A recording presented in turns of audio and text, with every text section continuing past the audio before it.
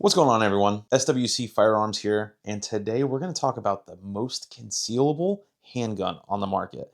And I'm talking this thing does not print, honestly completely changing the game. Pocket carry is a breeze, and it's just altogether what I consider the perfect carry. And that is, no, I'm just kidding. It's not, it's not the 19X with an extended mag. It is the Bodyguard 2.0. Now, I've made a video on this in the past, but that was on my other channel, and this one is new. So basically that channel was under attack. It's the channel I've spent 7 years making videos on, and it looks like it's actually going to end up getting taken down. So we're starting over here. So I'd really appreciate if you hit this video with a like and subscribe to the channel. I've got a ton of stuff coming up. Unfortunately, my old channel, it's going to end up disappearing, and I figured let's start over. Let's do it right this time.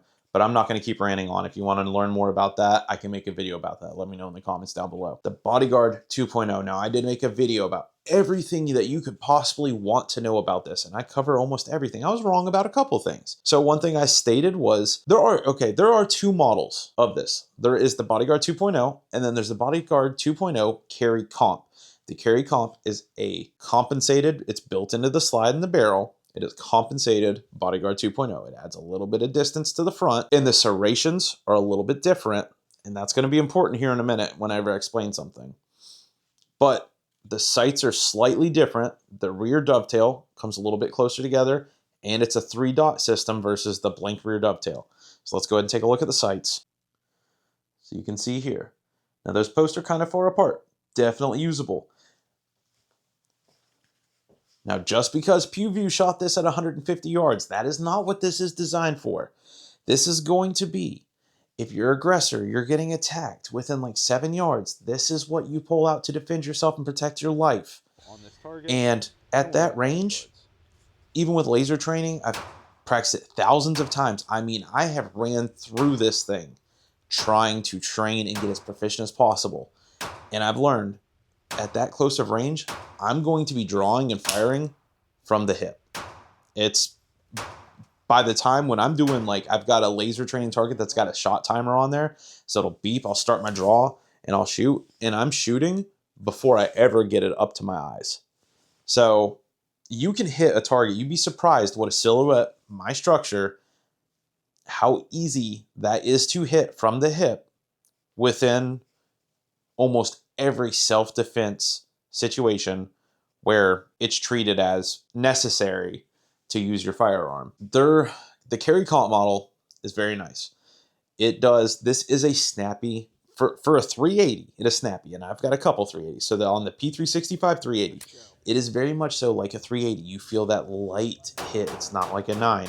Because there's so little mass to absorb that, it is snappy for a 380. It feels a lot like a Micro 9. It is manageable. I'm not saying it's uncontrollable. So the Bodyguard 2.0 Carry Comp does kind of alleviate some of that. So for somebody that might have weaker wrist or something, or that struggles or just really cares about that timing with that follow-up shot, the Carry Comp might be a good model. I did not get it for one reason, because the guide rod does not come to the end of that barrel and slide. So what happens is, if you were to press it up against something, so if you press it up against there, it's going to be knocked out of battery. But that's an issue because this is a close encounter tool to protect yourself. So there's a good chance that this might get drawn out while someone's on top of you. And if it's out of battery, I mean, I guess you hit them upside the head. There's some sharp edges, but still. Now, as far as the grip goes, I did say it was snappier. They did a really good job on the design and ergonomics of this thing. So the stippling back here on the front, on all of the controls. So on the breakdown, there's a manual thumb safety and a non-manual thumb safety model. Your mag release, and also where your gas pedal would be. It is stippled pretty aggressively, but not too much where it's uncomfortable to carry, and you get a really solid grip. I mean, it's really solid. I actually enjoy shooting this thing. Just keep that in mind. Now, it does come with 2 magazines. There is a 12 round with a little bit of an extension on it. And that gives you that full grip. this is the way I carry it, and this is perfect. Or it comes with a flush fit. Now, I did put a pinky extension on there. It does not come with that, but I highly recommend it. It's easy to find if you're looking for one. You get that full grip. Now, that flush fit, my pinky could not get full grip on there. I wasn't a big fan. As soon as I put that on there, this magazine is fully usable. I've put tons of rounds through this magazine, and I've not had a problem since I put that pinky extension on. Now, with the 12 round, and a lot of people have had this problem. When I first got it, you could only fit 11 in there. I had to trim up one of the springs. Now, somebody was like, oh, don't do that. You're going to create failures. I have since then. So this guy is sitting at, I was hoping to do this video around the 1,000 round review. I'm struggling to locally find 380 ammo. Yes, I could obtain it online. I understand that, but I try to support locally. 380 for some reason in this area in North Carolina that I'm in, it's kind of hard to find right now. And I'm talking multiple shops that I've checked. I'm stuck at 700 rounds. We're working on the 1,000 round review. Right now we're around 700. I've never had a failure. I've never had a failure with this. I trimmed that spring around 100 rounds through this guy and have used it every time I take this out to shoot, and I have not had a problem yet. Do it at your own risk. That's my results. I carry this a lot every single day, even when I carry another firearm. Sometimes I do like carrying my 9s. 9 is kind of like the round that I trust the most. That's what I'm the most efficient with, and that's just kind of what I've always carried. But sometimes I do just carry this, especially sweatpants, gym shorts, everything like that. This thing works perfect. And when it's mated up with the JM4 tactical retention, magnetic retention holster, this, you cannot beat the comfort of this carry package, okay? I don't care what anybody says. It's a fact. That is the most comfortable holster, specifically with the Bodyguard 2.0, hands down. I recommend it to everyone. So, I do have the Galloway Precision minus 10% stainless steel guide rod. Now, this did not have a break-in period. It has ran flawlessly since it was installed.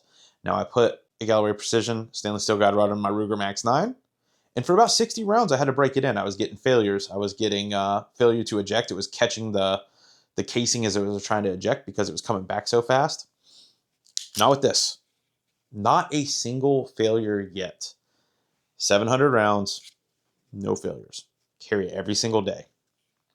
Now you can see it a little bit on the finish. You're starting to see it a little bit up there. Now I draw this a lot. I do a lot of laser training and stuff. I've got a Kydex holster that for the draw and redraw and stuff sometimes I'll use.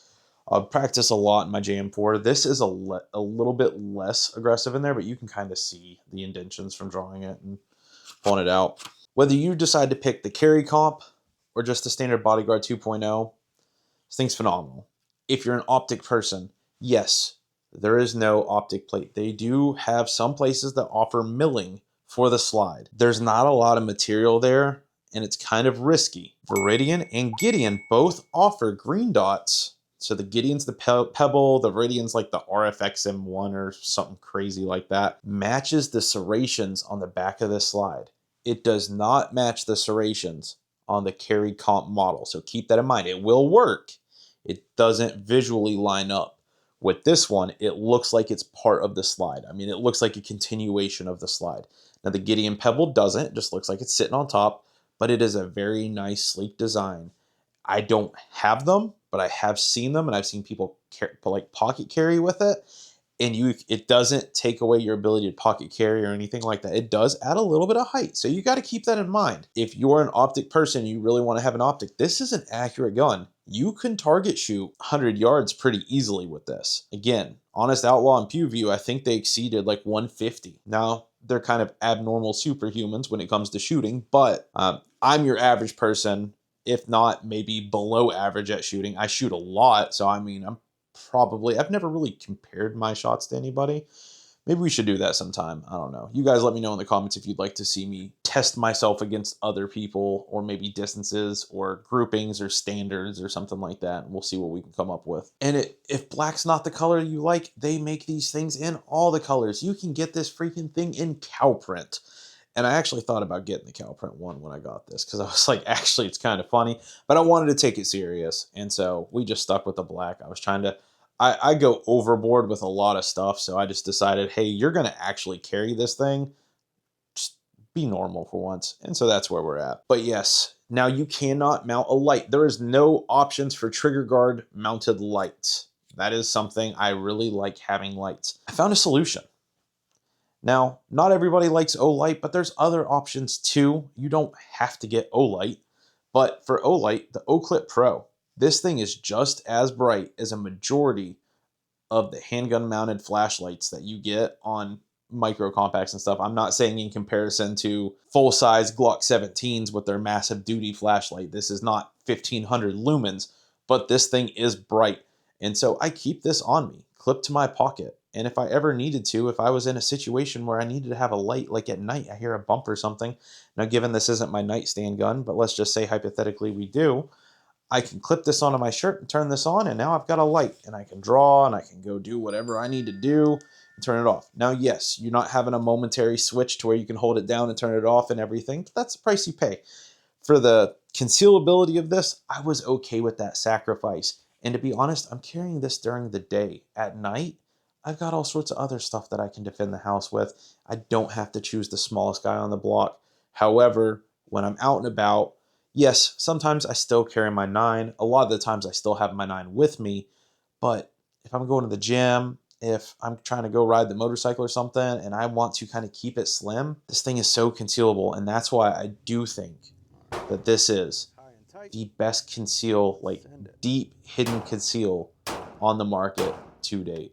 Let me know in the comments below, what do you carry? Do you carry a Bodyguard 2.0? Have you ever seen one? Why wouldn't you carry 380 if 380 is not enough for you? What do you carry? Do you not trust 9? Let me know in the comments below. Also, do your research some too before you roll this out. Underwood plus PMO. Apparently that Super Defender, whatever it's got, it looks like almost like a Phillips head. Apparently that stuff's pretty crazy, and it does the job. Might want to look into it. That's what I got. I hope you did enjoy this video. Please hit that like button and subscribe to the channel. Help me grow this channel. I put a lot of time, effort, and passion into my videos, and I hope that it reflects that based off the quality. I've done a lot to improve the quality of my videos, and I've got a slew of stuff coming. I also have started a series where you guys vote on what we're going to make the series about. Then you vote what's going on in the series, and you guys are in total control. And then there's a nice surprise at the end once we hit milestones. The last channel, we were aiming towards the 10,000 subscriber mark, and that's what was going to be the milestone. Unfortunately, we're hitting that reset button now. So we got a long way to go to get to 10,000. But if you guys work with me and we get to 10,000, I got a pretty big surprise. So check out my post. Go vote if you haven't voted. Whatever I've got going on. When I post and I post a selection, that's what I'm asking if you guys want to see. So you pick your selection. Whenever we're at the point where we're adding a new firearm to the channel and I post a question, let me know your opinion, or check the comments. Comment whether you have something you specifically would like to see. If I haven't already done it. Now, I've got a lot of videos that I have not brought to this channel. I have owned a lot of firearms that I did videos on, and it's going to take me a long time. I have 400 videos on my other channel that I have to bring over here, and I'm not going to be able to do it at night. I'm still a working person. I'm not being paid by YouTube right now. This is non-monetized. I'd like to get it back there because ammo's expensive, but that's where we're at. I appreciate you guys watching. I'll see you all in the next one.